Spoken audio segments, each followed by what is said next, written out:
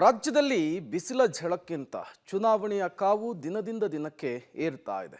ಮೊದಲ ಹಂತದ ಚುನಾವಣೆಗೆ 10 ದಿನ ಬಾಕಿ ಇರುವ ಬೆನ್ನಲ್ಲೇ ಬೆಂಗಳೂರಿನ ಆ ಭಾಗದ ಜನರು ಈ ಬಾರಿ ರಾಜಕಾರಣಿಗಳು ವೋಟ್ ಕೇಳೋದಕ್ಕೆ ಬರಲಿ, ಸರಿಯಾಗಿ ಮಾಡ್ತೀವಿ ಅಂತೇಳಿ ಪ್ಲಾನ್ ಅನ್ನು ಮಾಡ್ಕೊಳ್ತಾ ಇದ್ದಾರೆ.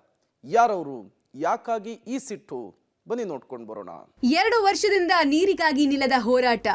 ನೀರು ಕೊಟ್ರೆ ವೋಟ್ ಹಾಕ್ತೀವಿ, ಇಲ್ಲದಿದ್ರೆ ಹಾಕಲ್ಲ. ಅಂದ್ರಳ್ಳಿಯ ಬಸವೇಶ್ವರ ಬಡಾವಣೆಯ ಜನರಿಂದ ನೀರಿಗಾಗಿ ಪರದಾಟ. ಹಗಲು ರಾತ್ರಿ ಎನ್ನದೆ ನೀರಿಗಾಗಿ ಇಲ್ಲಿನ ಜನ ಪಡ್ತಾ ಇರುವ ಪಾಡು ಅಷ್ಟಿಷ್ಟಲ್ಲ. ಕಳೆದ 1.5-2 ವರ್ಷದಿಂದ ಯಶವಂತಪುರದ ವಿಧಾನಸಭಾ ಕ್ಷೇತ್ರದ ಅಂದ್ರಳ್ಳಿ ಗ್ರಾಮದ ಬಸವೇಶ್ವರ ಬಡಾವಣೆ ಜನರಿಗೆ ಕುಡಿಯೋ ನೀರಿಲ್ಲ. ಕಾವೇರಿ ನೀರಂತೂ ಇನ್ನೂ ಬಂದಿಲ್ಲ. ಬೋರ್ವೆಲ್ ನೀರು ಕೂಡ ನಿಂತು ಹೋಗಿದ್ದು ಜನ ಟ್ಯಾಂಕರ್ ಮೊರೆ ಹೋಗಿದ್ದಾರೆ.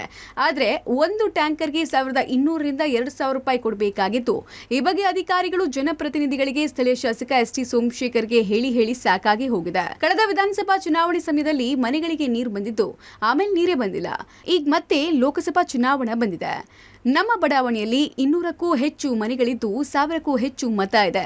ನಾವು ಯಾರೂ ಕೂಡ ನೀರಿಲ್ಲದೆ ಈ ಬಾರಿ ವೋಟ್ ಹಾಕಲ್ಲ ಅಂತಿದ್ದಾರೆ ಸ್ಥಳೀಯರು. ಆಯಿತು ಸರ್, ಇಲ್ಲಿ ಬೋರ್ ಕೆಟ್ಟಾಗಿ 1 ವರ್ಷದಿಂದ ನೀರಿಲ್ಲ ನಮಗೆ. ನಾವು 1200 ರೂಪಾಯಿ ಕೊಟ್ಟು ಒಂದು ಟ್ಯಾಂಕರ್ ಓಡಿಸ್ತೀವಿ. ನಾವು ಹೋಗಿ ಕೇಳಿ ಸಾಕಾಯ್ತು BBMP ಆಫೀಸಲ್ಲಿ. ಒಬ್ಬರು ಬರಲಿಲ್ಲ, ಇಲ್ಲಿ ಒಬ್ಬರು ಬಂದು ನೋಡ್ತಾ ಇಲ್ಲ. ನಮಗೆ ನೀರು ಬೇಕು. ಈ ಎಲೆಕ್ಷನಲ್ಲಿ ಎಲ್ಲರೂ ನಮ್ಮ ಹೆಂಗಸ್ರುಗಳ್ದು ಎಲ್ಲರದು ಓಟ್ ಬೇಕು ಅಂದರೆ ಇವಾಗ ಎಲೆಕ್ಷನ್ ಬರೋ ಅಷ್ಟರಲ್ಲಿ ಇಲ್ಲಿ ನೀರು ಬೇಕು. ನೀರು ಬಂದರೆ ಓಟ್ ಹಾಕ್ತೀವಿ, ಇಲ್ಲಾಂದರೆ ಇಲ್ಲ.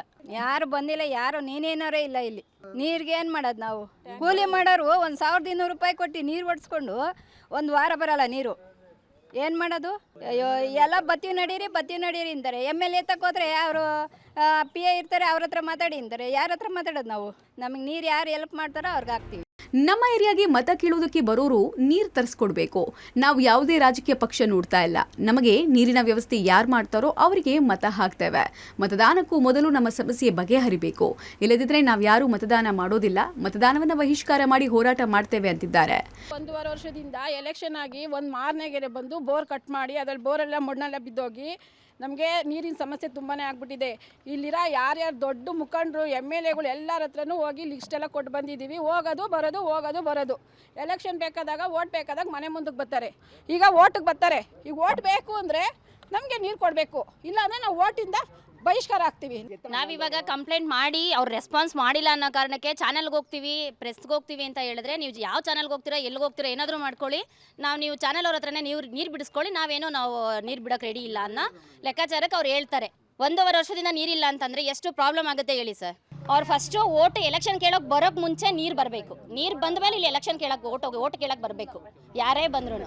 ಇಲ್ಲಿನ ಜನ ನೀರಿಗಾಗಿ ಅಲೆದು ಸಾಕಾಗಿದ್ದಾರೆ. ಈಗ ಎಲೆಕ್ಷನ್ ಟೈಮ್, ತಮ್ಮ ಡಿಮ್ಯಾಂಡ್ ಮುಂದಿಟ್ಟು ವೋಟ್ ಹಾಕುವುದಾಗಿ ಹೇಳ್ತಿದ್ದಾರೆ.